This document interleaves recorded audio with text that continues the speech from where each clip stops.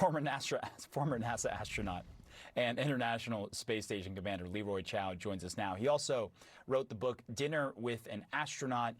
Look, NASA has run Mars simulations before, but this feels unique. What are the most important lessons researchers still need to learn before sending astronauts back to the moon and eventually to Mars? Sure, and it's not just NASA that's run these simulations. Other space agencies and organizations have done it. The Russians ran a big blockbuster 500-plus day study some years ago with an international crew. But this is the first time it's being done, a year-long study at the Johnson Space Center here in Houston. And it's unique in that the crew is going to have two compartments here in Houston. One will simulate the spacecraft that takes them to and from the red planet. The other one simulates a base that they will stay in when they're there. But, the criticism of these kinds of analogs, if you will, is that the crews don't necessarily behave like astronauts would, right? They're not astronauts. But on the other hand, there's a lot to be learned, mostly crew interactions, sociology, what happens to crews when they're cooped up together for long periods of time. Some crew members might get depressed, some might lose motivation, others step up to the challenge. And we study not only these chamber analogs, but we send crews to the Antarctic. We send them to inside the Arctic Circle.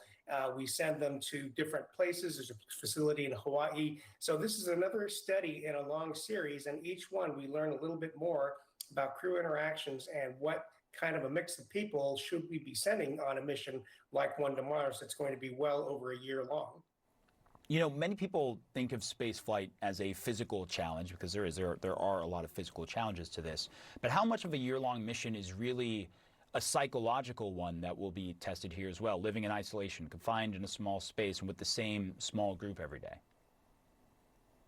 Yeah, it's not so much a physical challenge. It is in that, you have to work out every day to keep your bones and muscles and heart in shape over that long period of microgravity or zero gravity. But it is mostly the psychosocial, aspect of it. And we've learned a lot from space station missions and the Russians when they've been flying long duration missions.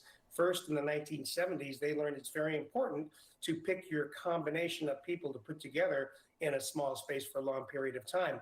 On at least two occasions over the years, they've had to end missions early because the crews literally were, not getting along very well at all, maybe not even speaking to each other. And so it's crucial that we understand this aspect of human behavior during these long flights. Now, what differentiates space station missions from, say, a Mars mission? Space station, well, we can always see the Earth, and it's reassuring, it's comforting. We love taking pictures of the Earth.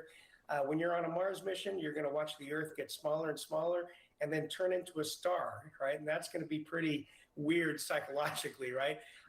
But a lot of challenges and things we have to understand. There are other biomedical effects, physical effects that we also have to figure out. That's not going to be addressed as much on these kinds of studies, but they're all very important.